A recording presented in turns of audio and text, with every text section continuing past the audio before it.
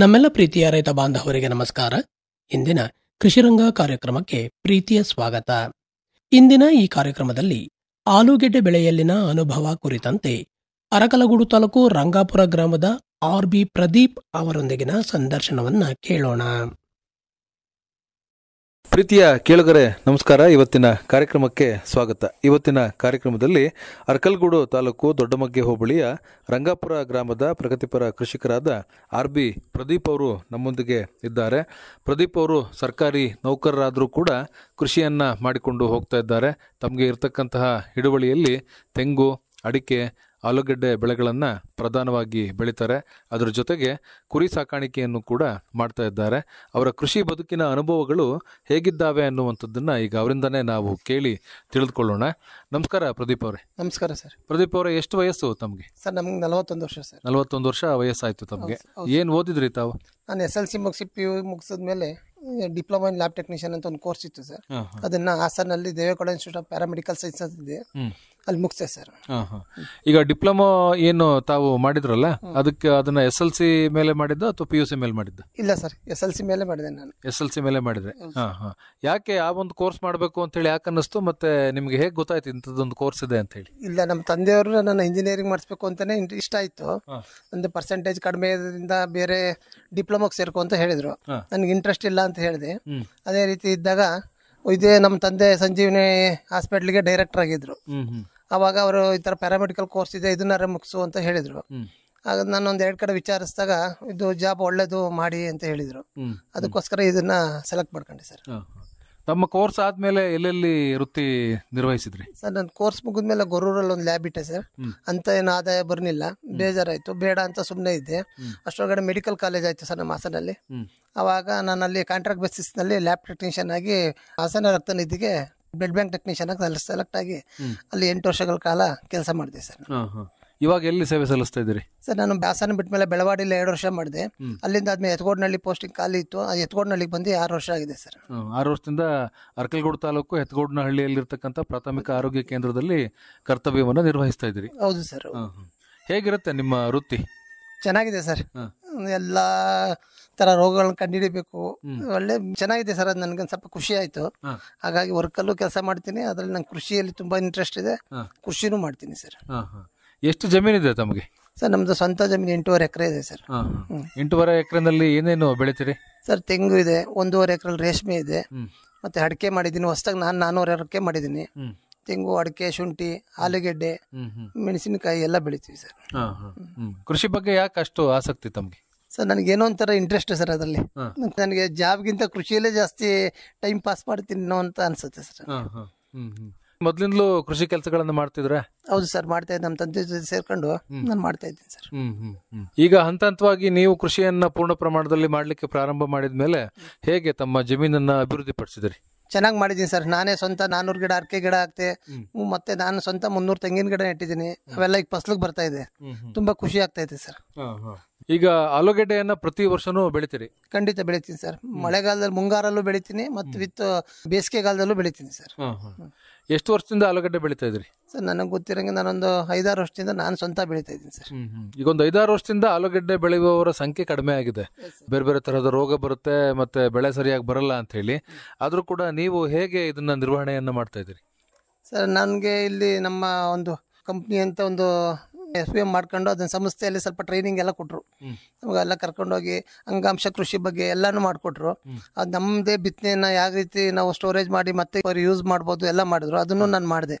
ನಾನು ಬೆಳೆದಿದ್ದನ್ನ ಸ್ಟೋರೇಜ್ ಅಲ್ಲಿ ತಗೊಂಡೋಗಿಟ್ಟು ಅದನ್ನ ಮುಂಗಾರಲ್ಲಿ ಇಟ್ಟು ಬೆಳೆದಿ ಸ್ವಲ್ಪ ತಕ್ಕ ಮಟ್ಟಿಗೆ ಇಳುವರಿ ಬಂತು. ಅಂತ ಜಾಸ್ತಿ ಬರ್ಲಿಲ್ಲ, ತಕ್ಕ ಮಟ್ಟಿಗೆ ಸಾಕು, ಸಾಧಾರಣ ಬಂತು ಸರ್. ಸಾಧಾರಣವಾಗಿ ಇಳುವರಿ ಬರ್ತಾ ಇದೆ ಸರ್. ಆಲೂಗೆಡ್ಡೆ ಮೇಲೆ ಯಾಕೆ ಅಷ್ಟು ಪ್ರೀತಿ ನಿಮಗೆ? ಸರ್ ಅದೊಂದು ಅಲ್ಪಾವಧಿ ಬೆಳೆ, ಬೇಗ ಅಮೌಂಟ್ ಸಿಗುತ್ತೆ, ಕೆಲಸ ಕಡಿಮೆ. ಒಂದ್ಸತಿ 1 ತಿಂಗಳು ಕೆಲಸ ಮುಗಿಸಿ ಬಿಟ್ರೆ ಇನ್ನು 2 ತಿಂಗಳಿಗೆ ಬೆಳೆ ಬಂದ್ಬಿಡುತ್ತೆ. 2-2.5 ತಿಂಗಳಿಗೆ ಕಟಾವು ಅರೆಸ್ಟ್ ಮಾಡ್ಬೋದಲ್ಲ ಅಂತ ಚೆನ್ನಾಗಿದೆ ಅಂತ ಮಾಡ್ತೀವಿ ಸರ್. ಮುಂಗಾರಿನಲ್ಲಿ ಎಷ್ಟು ಎಕರೆ ಹಾಕ್ತಿರಿ? ಸರ್ ಮುಂಗಾರಲ್ಲಿ 4 ಎಕರೆ ಹಾಕ್ತೀವಿ. 4 ಎಕರೆಗೆ ಹಾಕ್ತಿರಿ. ಎಷ್ಟು ಬಿತ್ತನೆ ಬೀಜ ಬೇಕಾಗುತ್ತೆ ಸರ್? ಎಕರೆಗೆ 14 ಚೀಲ ಬೇಕು. 7 ಕ್ವಿಂಟಲ್ ಬೇಕು ಸರ್. 7 ಕ್ವಿಂಟಾಲ್ ಬೇಕಾಗುತ್ತೆ ಒಂದು ಎಕರೆಗೆ? 6-7 ಕ್ವಿಂಟಲ್ ಬೇಕು ಸರ್. ಯಾಕೆ ದೊಡ್ಡ ಪ್ರಮಾಣದಲ್ಲಿ ಮಾಡಬೇಕು ಅಂತ ಹೇಳಿ ಅನ್ನಿಸ್ತು? ಅದನ್ನ ಚೆನ್ನಾಗಿದೆ, ಅಲ್ಪಾವಧಿ ಬೆಳೆ, ಬೇಗ ಅರೆಸ್ಟ್ ಆಗೋದು, ಬೇಗ ಕೀಳ್ಬೋದು, ಬೇಗ ಲಾಭ ನೋಡ್ಬೋದಲ್ಲ ಅನ್ನೋ ಒಂದು ನಿರೀಕ್ಷೆಯಲ್ಲಿ ಮಾಡ್ತೀವಿ ಸರ್. ಯಾವ ತಳಿ ಹಾಕೊಳ್ತೀರಿ? ಮಾಮೂಲಿ ಜ್ಯೋತಿ ಹಾಕ್ತಿವಿ, ಮತ್ತೆ ಪೆಪ್ಸಿ ಕಂಪ್ನಿದೊಂದು ಬರ್ತಿತ್ತು ಸರ್, ಅದನ್ನು ಹಾಕ್ತಿವಿ. ಅದನ್ನ ಸ್ವಲ್ಪ ಈಗ ರೋಗ ಜಾಸ್ತಿ ಆದ್ರಿಂದ ಈಗ ಜ್ಯೋತಿನೇ ಆಲೂಗಡ್ಡೆನ ಇದ್ ಮಾಡ್ತೀವಿ ಸರ್. ಹಿಮಾಲಯನಿ ಪ್ರಯತ್ನ ಮಾಡಿಲ್ವಾ? ಹಿಮಾಲಯನಿ ನಮ್ಮೂರ ನಾನು ಒಬ್ಬನೇ ಸರ್ ಬೆಳಿತಿದ್ದೆ. ನಾನು ನಮ್ಮ ತಂದೆ ಬಿಟ್ಟರೆ ಯಾರನ್ನೂ ಬೆಳಿತಿರ್ಲಿಲ್ಲ. 1 ವರ್ಷ ಬೆಳೆದು ನಮ್ಗೆ ಗೊತ್ತಾಗಿಲ್ಲ, ಸ್ಟಾರ್ಟಿಂಗ್ ಬೆಳೆದು ಚೆನ್ನಾಗಿ ಬಂತು. ಆದ್ರೆ ನಾವೇನ್ ಮಾಡಿದ್ವಿ, ಸ್ಟೋರ್ ಮಾಡ್ಬಿಟ್ಟು ಸ್ಟೋರ್ ಮಾಡಿದಾಗ ಏನಾಯ್ತು, ಅದು ಸ್ವಲ್ಪ ಕಲರ್ ಟರ್ನ್ ಆಯ್ತು, ಸಪೋಟೋ ಕಲರ್ ಬಂತು. ಆಗ ಬೇಡಿಕೆ ಕಮ್ಮಿ ಆಯ್ತು. ಆ ವರ್ಷ ಸ್ವಲ್ಪ ಬೇಜಾರಾಯ್ತು. ಇಳುವರಿ ಚೆನ್ನಾಗಿತ್ತು, ಮಾರ್ಕೆಟಿಂಗ್ ಅಲ್ಲಿ ಅಷ್ಟು ಸಿಗ್ನಿಲ್ಲ. ನೆಕ್ಸ್ಟ್ ಇಯರ್ಗೆ ಹಾಕ್ಬೇಕಾದ್ರೆ ನಮ್ಮ ತಂದೆ ಹಿಂದೆ ಮುಂದೆ ನೋಡ್ತಾ ಇದ್ರು. ನಾನು ಬೇಡ ಬಿಡಿ ಬೇರೆ ಹಾಕೋಣ ಅಂದ್ರು. ನಮ್ಮ ಅಪ್ಪಾಜಿ ಹೇಳಿದ್ರು ಇಳುವರಿ ಚೆನ್ನಾಗಿ ಬರ್ತಾ ಇದೆ, ಈ ವರ್ಷನೂ ಹಾಕಿ ನೋಡೋಣ ಅಂತ ಹೇಳ್ಬಿಟ್ಟು ಹಿಮಾಲಯನೇ ಹಾಕಿದ್ರು.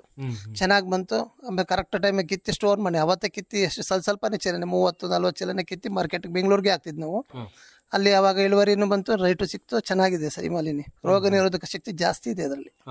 ಅದಕ್ಕೆ ಹೆಚ್ಚು ಏನು ಕಾಯಿಲೆ ಬರೋದಿಲ್ಲ? ಕಡಿಮೆ ಸರ್, ಬರೋದಿಲ್ಲ, ಆದ್ರೂ ಕಡಿಮೆ. ಕಡಿಮೆ, ಜ್ಯೋತಿಗಿಂತ ಕಡಿಮೆ ಬರುತ್ತೆ ಸರ್.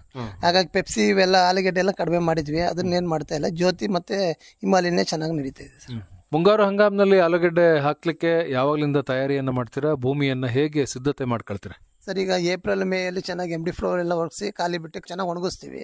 ಈ ಮೇ ತಿಂಗಳಲ್ಲಿ ಲಾಸ್ಟ್ ಮಳೆ ಸ್ಟಾರ್ಟ್ ಆಗುತ್ತಲ್ಲ, ಆ ಟೈಮಿಗೆ ನಾವು ಗೊಬ್ಬರ ಎಲ್ಲ ಹಾಕಿ ಚೆನ್ನಾಗಿ ಉಕ್ಕೆ ಹೊಡಿಸಿ ಅದ ಮಾಡಿ ಬಿಟ್ಟಿರ್ತೀವಿ ಸರ್. ಮೇ ಎಂಡ್ಗೆ ಮಳೆ ಬಿತ್ತಿ 1-2-3 ಹದ ಬಿದ್ಮೇಲೆ ಆಲೂಗಡ್ಡೆ ಬಿತ್ತನೆ ಮಾಡ್ತೀವಿ ಸರ್. ಸ್ವಲ್ಪ ತಂಪಾಗಬೇಕಲ್ವಾ? ಹೌದು ಸರ್, 1-2-3 ಹದ ಮಳೆ ಬಿದ್ಮೇಲೆ ಹಾಕ್ಬೇಕು. ಬಿತ್ತನೆ ಬೀಜ ಸಾಮಾನ್ಯವಾಗಿ ಎಲ್ಲಿ ತರ್ತೀರಿ? ಹಾಸನಲ್ಲೇ ತರ್ತೀವಿ ಸರ್. ಹಾಸನದಲ್ಲೇ ತರ್ತೀರಿ? ಹಾಸನದಲ್ಲಿ ತಂದು ಬಿತ್ತನೆ ಬೀಜವನ್ನ ಹೇಗೆ ಸಂಸ್ಕರಣೆ ಮಾಡ್ತೀರಿ? ಎಷ್ಟು ದಿವಸ ಇಡಬೇಕಾಗುತ್ತೆ, ಹೆಂಗ್ ಇಡಬೇಕಾಗುತ್ತೆ, ವಿವರವಾಗಿ ಹೇಳಿ ಅದ್ರ ಬಗ್ಗೆ. ಆಲೂಗಡ್ಡೆ ಬಿತ್ತನೆ ಬೀಜ ತಂದ್ಬಿಟ್ಟು ನಾವು ಸರ್ ತೆಳುವಾಗಿ ಹರಡ್ತೀವಿ. ಅದಕ್ಕೆ ಒಂದು 3 days ಆದ್ಮೇಲೆ M45 ಮೊದಲು ಸ್ಪ್ರೇ ಮಾಡಿ ಬಿಟ್ಟು, ಕೆಲವು ಮೀಡಿಯಂ ಸೈಜ್ನೆಲ್ಲ ಉಂಡೆನೇ ಹಾಕ್ತಿವಿ. ದಪ್ಪ ಸೈಜ್ ಮಾತ್ರ 2 ಪೀಸ್ ಮಾಡಿ ಕಟ್ ಮಾಡಿ ಅದನ್ನ M45 ಸ್ವಲ್ಪ ನೀರಲ್ಲಿ ಹೆಜ್ಜಿ ತೆಗೆದು ಸ್ವಲ್ಪ ಡ್ರೈ ಮಾಡಿ ಒಂದಿನ ಬಿಟ್ಟೆ ಹಾಕ್ತಿವಿ ಸರ್. ಎಷ್ಟು ತೂಕ ಇರಬೇಕು ಒಂದು ಗೆಡ್ಡೆ ನಾವು ಬಿತ್ತನೆ ಮಾಡ್ಲಿಕ್ಕೆ? 50 ಗ್ರಾಮ್ ಬರುತ್ತೆ. 30ರಿಂದ 50 ಗ್ರಾಮ್. 50 ಗ್ರಾಮ್ ಆದ್ರೂ ಇರಬೇಕು, ಒಳ್ಳೆ ಇಳುವರಿ ಬರಬೇಕು ಅಂತ ಹೇಳಿ. ಖಂಡಿತ ಇರಬೇಕು. ಹೌದು, 50 ಗ್ರಾಮ್ಗಿಂತಲೂ ಹೆಚ್ಚಿಗೆ ಇರೋ ಅಂತದನ್ನ ನೀವು ಕತ್ತರಿಸ್ತೀರಿ. ಕಡಿಮೆ ಇತ್ತು ಅಥವಾ 50 ಗ್ರಾಮ್ ಇತ್ತು ಅಂತ ಅಂದ್ರೆ ಉಂಡೆ ಆಲೂಗಡ್ಡೆ ಹಾಕ್ತಿವಿ ಸರ್. ಉಂಡೆಗೆ ಆಲೂಗಡ್ಡೆದು ಹೆಂಗಿರುತ್ತೆ ಇಳುವರಿ? ಸರ್ ಚೆನ್ನಾಗಿರುತ್ತೆ. ಡ್ಯಾಮೇಜ್ ಆಗೋಂಥದ್ದು ಕಡಿಮೆ. ಮಳೆ ಜಾಸ್ತಿ ಕಟ್ ಮಾಡಿರೋದಾದ್ರೆ ಸ್ವಲ್ಪ ಒಳಗಡೆ ಡ್ಯಾಮೇಜ್ ಆಗ್ಬಹುದು ಮಳೆ ಜಾಸ್ತಿ ಆದ್ರೆ. ಇದ್ರಲ್ಲಿ ಸ್ವಲ್ಪ ಮಳೆ ಜಾಸ್ತಿ ಆದ್ರೂ ಅವಾಯ್ಡ್ ಆಗುತ್ತೆ ಸರ್. ಸ್ವಲ್ಪ ಮಳೆ ನೀರು ನಿಂತ್ರು ತಡೆಯುವಂತ ಶಕ್ತಿ ಇರುತ್ತೆ ಉಂಡೆಗೆಡ್ಡೆಗೆ. ಕಟ್ ಮಾಡಿ ಹಾಕಿರೋ ಗೆಡ್ಡೆಗೆ ಬೇಗ ಸ್ವಲ್ಪ ಕೊಳೆ ಇದು ರೋಗ ಬರುವಂತ ಚಾನ್ಸಸ್ ಇರುತ್ತೆ. ಹಾಗಾಗಿ ಉಂಡೆಗೆಡ್ಡೆನೆ ನಾವು ಚಾಯ್ಸ್ ಮಾಡ್ತೀವಿ. ಉಂಡೆಗೆಡ್ಡೆ ಅದೇ ತೂಕದ್ದು ಸಾಮಾನ್ಯವಾಗಿ ಸಿಗುತ್ತಾ? ಸಾಧಾರಣ ಸಿಗುತ್ತೆ ಸರ್. ಕೆಲವೊಂದು ಸ್ವಲ್ಪ ರೇಟ್ ಜಾಸ್ತಿ ಇರುತ್ತೆ, ಅದನ್ನ ನೋಡಿ ನಾವು ಒಂದು ಮೀಡಿಯಂ ಸೈಜ್ ಇರೋದನ್ನೇ ತರ್ತೀವಿ. ಮೀಡಿಯಂ ಸೈಜ್ ಇರೋ ಅಂತ ತಂದು ಅದನ್ನ ಹೆಚ್ಚಾಗಿ ಉಂಡೆಗೆಡ್ಡೆನೆ ಹಾಕ್ತಿವಿ ಸರ್. ಉಂಡೆಗೆಡ್ಡೆ ಹಾಕಿದ್ರೆ ಅನುಕೂಲ ಆಗುತ್ತೆ ಅನ್ಸುತ್ತಲ್ವಾ? ಹೆಚ್ಚಾಗಿ ಖಂಡಿತ ಅನುಕೂಲ ಆಗುತ್ತೆ ಸರ್. ಅದರಲ್ಲೂ ನಾನು ಮಿಷಿನ್ ಅಲ್ಲೇ ನಾನೇ ಫಸ್ಟ್ ಸರ್ ನಮ್ಮೂರಲ್ಲಿ ಹಾಕಿದ್. ನಾನು ಮಿಷನ್ ಒಂದು POC ಇಂದಾನೆ ಒಬ್ರು ಬಂದು ಎಲ್ಲ ಮಾಡಿ ಕೊಟ್ರು. ಅದನ್ನ ಯಾರು ಸ್ವಲ್ಪ ಎದುರೋರು ಎಲ್ಲ ಈ ಉಂಡೆಗೆಂಡೆ ಹಾಕ್ತಾರೆ, ಡೈರೆಕ್ಟ್ ಆಗಿ ಹಾಕ್ತಾರೆ, ಮಿಷನ್ ಅಲ್ಲಿ ಹಾಕ್ತಾರೆ, ಬರುತ್ತೋ ಇಲ್ವೋ ಅಂತ. ಅದನ್ನ ನಾನೇ ಫಸ್ಟ್ ಟ್ರಯಲ್ ಮಾಡಿ ಚೆನ್ನಾಗಿ ಬಂತು ಸರ್. ಭೂಮಿಯನ್ನ ಹೇಗೆ ಸಿದ್ಧತೆ ಮಾಡ್ಕೊಳ್ತೀರಿ ಅಂತ ಅಂದ್ರೆ, ಈಗ ಕೊಟ್ಟಿಗೆ ಗೊಬ್ಬರ ಆಗ್ಬೋದು, ಬೇರೆದಾಗ್ಬೋದು, ಅದನ್ನೆಲ್ಲ ಹೇಗೆ ಬಳಕೆ ಮಾಡ್ತೀರಿ? ಎಷ್ಟು ಪ್ರಮಾಣದಲ್ಲಿ ಬಳಕೆ ಮಾಡ್ತೀರಿ ಸರ್? 1 ಎಕರೆಗೆ 4 ಟ್ರ್ಯಾಕ್ಟರ್ ಟೈಪ್ ನಾವು ಮೊದಲೇ ಹಾಕಿ ಹರಿಸ್ಬಿಡ್ತೀವಿ. ಮತ್ತೆ ಸ್ವಲ್ಪ ಕೋಳಿ ಗೊಬ್ಬರ ಸಿಕ್ಕಿದ್ರೆ ಅದನ್ನು ಹಾಕಿ ಮಿಕ್ಸ್ ಮಾಡ್ತೀವಿ. ಇಲ್ಲಾಂದ್ರೆ ಸುಣ್ಣ ಹಾಕಿ ಉಳುಮೆ ಮಾಡಿ ಒಂದ್ ಸ್ವಲ್ಪ ಮಳೆ ಸ್ಟಾರ್ಟ್ ಆದ್ಮೇಲೆ ಚೆನ್ನಾಗಿ 1-2-3 ಅದ ಮಳೆ ಬಿದ್ಮೇಲೆ ಬಿತ್ತನೆ ಮಾಡ್ತೀವಿ ಸರ್. ಈ ವರ್ಷದ್ದು ತಯಾರಿಗಳು ಪ್ರಾರಂಭ ಆಗಿದೆಯಾ? ಆಗಿದೆ ಸರ್. ರೆಡಿ ಮಾಡಿ ಎಲ್ಲ MD ಫ್ಲೋ ಹೊಡಿಸಿ ಗೊಬ್ಬರ ಎರಚಿ ಬಿಟ್ಟಿದ್ವಿ ಸರ್. ಎಷ್ಟಕ್ಕೆ ಹೊಲನ ಉತ್ಕಳ ಅಂತದ್ದು ಸೂಕ್ತ ಅಂತೀರಾ ಆಲೂಗಡ್ಡೆ ಬಿತ್ತನೆ ಮಾಡ್ಲಿಕ್ಕೆ? ಸರ್ MD ಫ್ಲೋ ಹೊಡ್ಸೋದ್ರಿಂದ 2ಕ್ಕೆ ಹೊಡೆದ್ರೆ ಸಾಕು ಸರ್. ಒಂದು MD ಫ್ಲೋ ಹೊಡ್ಸಿರ್ತೀವಲ್ಲ, ಹಾಳ ಉಳುಮೆ ಆಗಿರುತ್ತೆ, ಅದನ್ನ ಲೆವೆಲ್ ಮಾಡಕ್ಕೋಸ್ಕರ 2ಕ್ಕೆ ಹೊಡೆದಿ ಮತ್ತೆ ನಾವು ಗೊಬ್ಬರ ಎರಚಿ ಕಲ್ಟಿವೇಟರ್ ಲೆವೆಲ್ ಮಾಡ್ಕೊಂಡ್ರೆ ಸಾಕು ಸರ್. ಬಿತ್ತನೆ ಯಾವ ಸಂದರ್ಭದಲ್ಲಿ ಮಾಡೋದು ಹೆಚ್ಚು ಒಳ್ಳೇದು ಅಂತೀರಿ? ಜೂನ್ ನಲ್ಲಿ ಮಾಡೋದು ಒಳ್ಳೇದು ಸರ್. ಜೂನ್ ಫಸ್ಟ್ ವೀಕ್ ಅಲ್ಲೇ ಮಾಡೋದು ಒಳ್ಳೇದು. May end June first week ಒಳಗಡೆ ಮುಗಿಸಿದ್ರೆ ಒಳ್ಳೆ ಇಳುವರಿ ಬರುತ್ತೆ ಸರ್. ಅಷ್ಟೊತ್ತಿಗೆ ಒಳ್ಳೆ ಮಳೆನೂ ಕೂಡ ಆಗಿರುತ್ತೆ, ಸ್ವಲ್ಪ ವಾತಾವರಣ ತಂಪಾಗಿರುತ್ತೆ. ಆ ಟೈಮಲ್ಲಿ ಹಾಕಂತದ್ದು ಒಳ್ಳೇದು ಅಂತೀರಿ? ಹೌದು ಸರ್. ಎಷ್ಟು ಅಂತರ ಕೊಡ್ತೀರಾ ಈಗ ಸಾಲಿನಿಂದ ಸಾಲಿಗೆ ಮತ್ತೆ ಈಗ ಗಿಡದಿಂದ ಗಿಡಕ್ಕೆ ಬಿತ್ತನೆ ಮಾಡುವಾಗ? ಸರ್ ಸಾಲಿಂದ ಸಾಲಿಗೆ 2.5 ಅಡಿ ಸಾಲು ಹೊಡಿತೀವಿ ಮಳೆಗಾಲದಲ್ಲಿ. ಬೇಸಿಗೆಲ್ಲ ಆದ್ರೆ 2 ಅಡಿಗೆ ಹೊಡಿತೀವಿ. ಮಳೆಗಾಲದಲ್ಲಿ 2.5 ಅಡಿ ಹೊಡಿತೀವಿ. ಬಿತ್ತನೆಯಿಂದ ಬಿತ್ತನೆಗೆ ಅರ್ಧ ಅಡಿ ಗ್ಯಾಪ್ ಕೊಡ್ತೀವಿ ಸರ್. ಒಂದ್ ಗಡ್ಡೆಯಿಂದ ಇನ್ನೊಂದ್ ಗಡ್ಡೆಗೆ ಅರ್ಧ ಅಡಿಯಷ್ಟು ಗ್ಯಾಪ್ ಕೊಟ್ಟು ಹಾಕ್ತೀರಿ. ಎಷ್ಟು ಆಳಕ್ಕೆ ಹಾಕೋದು ಒಳ್ಳೇದು ಅಂತೀರಿ? ಅತಿ ಆಳ ಏನ್ ಬೇಕಾಗಿಲ್ಲ ಸರ್. ಒಂದು ಸಾಧಾರಣ 1-2 ಇಂಚ್ ಒಳಗೆ ಹೋದ್ರೆ ಸಾಕು. 2 ಇಂಚು ಒಳಗಡೆ ಹೋದ್ರೆ ಸಾಕಾಗುತ್ತೆ. ಬಿತ್ತನೆ ಆದ್ಮೇಲೆ ಏನೇನ್ ಕೆಲಸ ಇರುತ್ತೆ? ಬಿತ್ತನೆ ಆದ್ಮೇಲೆ ಹುಟ್ಟೋವರೆಗೂ ಏನಿರಲ್ಲ ಸರ್. ಆಮೇಲೆ ಸ್ವಲ್ಪ ಮೊಳಕೆ ಎಲ್ಲ ಮೇಲ್ ಬಂದ್ಮೇಲೆ ಸ್ವಲ್ಪ ಕುಂಟೆ ಹೊಡೆದಿ ಎಲ್ಲ ಮಾಡ್ತೀವಿ. ಮತ್ತೆ ಕೆಲವರು ಕಳೆನಾಶಕ ಯೂಸ್ ಮಾಡ್ತಾರೆ. ಲೇಬರ್ ಪ್ರಾಬ್ಲಮ್ ಆದ್ರಿಂದ ಕಳೆನಾಶಕ ಯೂಸ್ ಮಾಡ್ತಾರೆ. ನಾವು ಆದಷ್ಟು ಅವಾಯ್ಡ್ ಮಾಡ್ತೀವಿ. ಕುಂಟೆ ಹೊಡಿತೀವಿ. ಕುಂಟೆ ಹೊಡೆದ ಸ್ವಲ್ಪ ಗೊಬ್ಬರ ಕೊಟ್ಕೊಂಡು ಮತ್ತೆ ಕುಂಟೆ ಹೊಡೆದು ಮತ್ತೆ ಸ್ವಲ್ಪ ಗಿಡ ಮೇಲೆ ಬಂದ್ಮೇಲೆ ಚೆನ್ನಾಗಿ ಹೂವಾಗ ಟೈಮ್ ಒಂದು ತಿಂಗಳೊಳಗೆ ಕಂಪ್ಲೀಟ್ 1.5 ತಿಂಗಳೊಳಗೆ ಕೆಲಸ ಕಂಪ್ಲೀಟ್ ಮಾಡ್ತೀವಿ ಸರ್. ಅದನ್ನ ನೇಗ್ಲೆಲ್ಲ ಹೊಡೆದು ಕಂಪ್ಲೀಟ್ ಮಾಡಿಬಿಡ್ತೀವಿ. ಈಗ ಹರ್ಗಕ್ಕೆ ಬೇಕಾದಂತ ದನಕರುಗಳೆಲ್ಲ ಇಟ್ಕೊಂಡಿದ್ರೆ ಹೆಂಗೆ? ಇದೆ ಸರ್, ಇತ್ತೀಚೆ ಕಡಿಮೆ ಆದ್ರೆ ಒಂದ್ ಸಟ್ ಇಟ್ಕೊಂಡಿದ್ವಿ. ಹರ್ಗದ್ ಒಳ್ಳೇದು ಅಂತೀರೋ ಕಳೆನಾಶಕ ಹೊಡೆಯೋದು ಒಳ್ಳೇದು ಅಂತೀರಾ? ಹರ್ಗದ್ ಒಳ್ಳೇದು ಸರ್, ಇಲ್ಲ ಅಂದ್ರೆ ಭೂಮಿ ಹಾಳಾಗುತ್ತೆ. ಅದರಿಂದ ಹರ್ಗದು ಒಳ್ಳೇದು. ಈಗ ಎಲ್ಲಾರು 90% ಕಳೆನಾಶಕ ಹೊಡಿತಾ ಇದಾರೆ. ಇನ್ನು ಕೆಲವ್ರು ಮಾತ್ರ ಲೇಬರ್ ಪ್ರಾಬ್ಲಮ್ ಇರೋದ್ರಿಂದ ಹರ್ಗದು ಎಲ್ಲ ಕಡಿಮೆ ಆಗ್ತಾ ಇದೆ. ಹರ್ಗದು ಒಳ್ಳೇದು ಸರ್. ಎಷ್ಟು ಹರತೆ ಕೊಡ್ತೀರಿ? 2 ಹರತೆ ಕೊಡ್ತೀವಿ. 2 ಹರತೆ ಸಾಕಾಗುತ್ತಲ್ವಾ? ಸಾಕು. ಆಮೇಲೆ ನೇಗ್ಲು ಹೊಡಿತೀವಿ ಸರ್. ನೇಗ್ಲು ಹೊಡೆದಾಗ ಮತ್ತೆ ಒಂದ್ಸತಿ ಟೈಮ್ ಗೊಬ್ಬರ ಕೊಟ್ಕೊಂಡು ನೇಗ್ಲು ಹೊಡಿತೀವಿ. ಹರ್ಗೋದ್ರಿಂದ ಒಂದು ಕಳೆನಾಶ ಆಗುತ್ತೆ, ಎರಡನೇದಾಗಿ ಸ್ವಲ್ಪ ತೇವಾಂಶನೂ ಕೂಡ ಉಳ್ಕೊಳ್ಳುತ್ತೆ, ಅಂತರ್ ಬೆಳೆ ಮಾಡ್ದಂಗ ಆಗುತ್ತೆ. ಗಿಡದ ಬಡ್ಡಿಗೆ ಮಣ್ಣು ಚೆನ್ನಾಗಿ ಹೋಗುತ್ತೆ ಸರ್ ಕುಂಟೆ ಹೊಡೆಯೋದ್ರಿಂದ. ಅಂತರ್ ಬೆಳೆಯಾಗಿ ತೊಗರಿ ಹಾಕೊಳ್ತೀವಿ, ಮತ್ತೆ ಹೊರ ಹಂಚು ಸುತ್ತ ಹಳ್ಳು ಗಿಡ ಆ ತರದ್ ಹಾಕೊಳ್ತೀವಿ. ಮಧ್ಯಕ್ಕೆ ಮಾತ್ರ ತೊಗರಿ ಹಾಕೊಳ್ತೀವಿ. ಕುಂಟೆ ಹೊಡೆಯೋದು ನೀವೇ ಹೊಡಿತೀರಾ ಹೆಂಗೆ? ಇಲ್ಲ ಸರ್, ಲೇಬರ್ ಇರ್ತಾರೆ. ಲೇಬರ್ ಇರ್ತಾರೆ. ಏನು ಜೋಡ್ ಕುಂಟೆ ಕಟ್ಕತ್ತೀರಾ ಹೆಂಗೆ? ಇಲ್ಲ ಸಿಂಗಲ್ ಕುಂಟೆ. ಸಿಂಗಲ್ ಏನೆ ಜೋಡ್ ಕಟ್ಕೋಬಹುದಲ್ಲ ಕುಂಟೆ ಹೊಡಿ? ಕಟ್ಕೋಬಹುದು ಸರ್, ಜನ ಲೇಬರ್ ಇಲ್ಲ, ಒಬ್ನೇ ಬರೋದು ನಮಗೆ ಲೇಬರ್, ಆದ್ರಿಂದ ಒಬ್ನೇ. ಈಗ ಆಲೂಗಡ್ಡೆ ಬಿತ್ತನೆ ಆದ್ಮೇಲೆ ಅದಕ್ಕೆ ಬೇಕಾಗಿರೋ ಅಂತ ನೀರಾವರಿ ಸೌಲಭ್ಯ ಆಗ್ಬೋದು, ಮತ್ತೆ ಗೊಬ್ಬರ ಆಗ್ಬೋದು, ಯಾವ್ಯಾವ ಸಂದರ್ಭದಲ್ಲಿ ಎಷ್ಟೆಷ್ಟು ಪ್ರಮಾಣದಲ್ಲಿ ಕೊಡ್ತೀರಾ ಹೇಳಿ? ಸರ್, ನೀರನ್ನ ಮಳೆ ಕಡಿಮೆ ಆದ್ರೆ ಸ್ಪ್ರಿಂಕ್ಲರ್ ಕೊಡ್ತೀವಿ. ಮಳೆ ಇದ್ರೆ ಸಾಧಾರಣ ತೇವಾಂಶ ಇದ್ದಾಗಲೇ ಗೊಬ್ಬರ ನೋಡ್ಕೊಂಡು ಕೊಡ್ಕೊಳ್ತೀವಿ. ಒಂದು ಎಕರೆಗೆ 3 ಚೀಲದ ಒಳಗಡೆನೆ ಕೊಡ್ತೀವಿ ಸರ್, ಜಾಸ್ತಿ ಕೊಡಲ್ಲ. ಮೊದ್ಲೇ ಕೊಡಕೆ ಗೊಬ್ಬರ ಜಾಸ್ತಿ ಕೊಟ್ಟಿರೋದ್ರಿಂದ 10-20 ಇಲ್ಲಾಂದ್ರೆ DAP ಪೊಟಾಶೋ ಈ ತರದ ಕೊಡ್ಕೊಳ್ತೀವಿ ಸರ್. ಬಿತ್ತನೆ ಮಾಡ್ಬೇಕಾದ್ರೆ ಗೊಬ್ಬರ ಹಾಕಿರ್ತೀವಿ, ಅದರಿಂದ ಮೇಲ್ ಗೊಬ್ಬರ ಸ್ವಲ್ಪ ಕಡಿಮೆ ಮಾಡ್ತೀವಿ. ಹಾಗಾಗಿ ಚೆನ್ನಾಗಿದೆ. ಮೇಲ್ಗೊಬ್ಬರ ಒಂದ್ಸರಿ ಕೊಟ್ರೆ ಸಾಕಾಗುತ್ತಾ, 1-2 ಸರಿ ಕೊಡ್ಬೇಕಾ? ಇಲ್ಲ ಸರ್, ಒಂದೇ ಸತಿ ಸಾಕು. ಒಂದೇ ಸರಿ ಸಾಕಾಗುತ್ತೆ. ಮೊದಲು ಭೂಮಿಗೆ ಸೇರ್ಸಿರ್ತೀವಲ್ಲ ಸರ್, ಹಾಗಾಗಿ 1 ಟೈಮ್ ಕೊಟ್ಟು ನೇಗ್ಲು ಕೊಟ್ಟು ಏರ್ಸಿದ್ರೆ ಸಾಕು ಸರ್. ನೇಗ್ಲು ಏರ್ಸೋದು ಎಷ್ಟು ದಿವಸ ಆದ್ಮೇಲೆ? ಸರ್, 1.5 ತಿಂಗಳೊಳಗೆ ಕೆಲಸ ಮುಗಿಸಿರ್ತೀವಿ. 1.5 ತಿಂಗಳಲ್ಲಿ ನೇಗ್ಲು ಏರ್ಸ್ಬಿಟ್ರೆ ಮತ್ತಿನ್ನೇನು ಕೆಲಸ ಇರೋದಿಲ್ಲ? ಏನು ಕೆಲಸ ಇರಲ್ಲ ಸರ್, ಅದು ಕಂಪ್ಲೀಟ್ ಆಗುತ್ತೆ ಕೆಲಸ. ಈ ಬಿತ್ತನೆ ಮಾಡ್ಲಿಕ್ಕೆ ಯಂತ್ರಗಳನ್ನ ನಾನೇ ಮೊದಲು ಬಳಕೆ ಮಾಡಿದೆ ಅಂತ ಹೇಳಿದ್ರಿ. ಬಿತ್ತನೆ ಯಂತ್ರ ಹೇಗಿರುತ್ತೆ ಮತ್ತೆ ಅದರಿಂದ ಏನ್ ಅನುಕೂಲ ಆಗುತ್ತೆ? ಸರ್, ಬಿತ್ತನೆ ಮಿಷನ್ ಇಂದ ಏನು ಯೂಸ್ ಅಂದ್ರೆ ಆಲೂಗೆಡ್ಡೆಗೆ ಡಿಸ್ಟರ್ಬೆನ್ಸ್ ಇರಲ್ಲ. ಅದು ಬೇರು ರೂಟ್ಸ್ ಸ್ವಲ್ಪ ಉದ್ದ ಬರುತ್ತೆ. ಅದಕ್ಕೆ ನಾವು ಕುಂಟೆ ಹೊಡೆಯೋದ್ರಿಂದ ನೇಗ್ಲು ಹೊಡೆಯೋದ್ರಿಂದ ಬೇರುಗಳು ಹರಿಯುತ್ತವೆ. ಆಗ ಪೋಷಕಾಂಶಗಳಿಗೆಲ್ಲ ಕೊರತೆ ಆದಾಗ ಸ್ವಲ್ಪ ಬೆಳವಣಿಗೆ ಕುಂಠಿತ ಆಗುತ್ತೆ. ಇನ್ನು ಮಿಷಿನ್ ಅಲ್ಲಿ ಹಾಕೋದ್ರಿಂದ ಏನಾಗುತ್ತೆ ಅಂದ್ರೆ ಎಲ್ಲ ಬೇರುಗಳು ಸುಲಭವಾಗಿ ಎಲ್ಲ ಅಂಗಾಂಶಗಳನ್ನ ಹೀರ್ಕೊಳ್ಳೋದಕ್ಕೆ ಈಸಿ ಆಗುತ್ತೆ. ಗಿಡ ಚೆನ್ನಾಗಿ ಡೆವಲಪ್ ಆಗುತ್ತೆ ಸರ್. ಆದ್ರೆ ಚೆನ್ನಾಗಿ ಮಳೆ ಆಗ್ಬೇಕು ಸರ್. ಅದಕ್ಕೆ ಮಳೆ ಚೆನ್ನಾಗಬೇಕು. ಮಳೆ ಚೆನ್ನಾಗಾದ್ರೆ ಮಿಷಿನ್ ಅಲ್ಲಿ ಬಿತ್ತನೆ ಮಾಡಿದ್ರೆ ಒಳ್ಳೇದು ಸರ್. ಅಂತರನು ಕರೆಕ್ಟ್ ಇರುತ್ತೆ. ಬಿತ್ತನೆ ಗೆಡ್ಡೆಗೆ ಅಂತರನು ಕರೆಕ್ಟ್ ಇರುತ್ತೆ. ಸದೃಢವಾಗಿ ಗಿಡ ಬರುತ್ತೆ. ಈ ಯಂತ್ರದಲ್ಲಿ ಬಳಕೆ ಬಿತ್ತನೆ ಮಾಡ್ತಕ್ಕಂಥದ್ದು ಒಳ್ಳೆ ಫಸಲು ಬರುತ್ತಾ? ಬರುತ್ತೆ ಸರ್, ಚೆನ್ನಾಗಿ ಬರುತ್ತೆ. ಅಲ್ಲಿ ಅಂತರ ಬಹಳ ಚೆನ್ನಾಗಿ ಮೇಂಟೈನ್ ಆಗುತ್ತೆ. ಹೌದು ಸರ್. ಈಗಲೂ ಯಂತ್ರದಲ್ಲೇ ಮಾಡ್ತೀರಾ ಹೆಂಗೆ? ಇಲ್ಲ ಸರ್, ಇವಾಗ ಸ್ವಲ್ಪ ಯಂತ್ರಗಳೆಲ್ಲ ಸ್ವಲ್ಪ ರಿಪೇರಿ ಬಂದ್ರೆ ಇಲ್ಲಿ ಮಾಡೋರು ಯಾರು ಇಲ್ಲ. ಹಾಗಾಗಿ ಈಗೆಲ್ಲ ನಾವು ಎತ್ತಲ್ಲೇ ಮಾಡ್ತಾ ಇದ್ವಿ ಸರ್. ಆಲೂಗಡ್ಡೆ ಬಿತ್ತನೆ ಮಾಡ್ಲಿಕ್ಕೆ ನೀವೇ ಯಂತ್ರ ಖರೀದಿ ಮಾಡಿದ್ರ ಅಥವಾ ಬಾಡಿಗೆ ಸಿಗ್ತಾ ಇತ್ತ?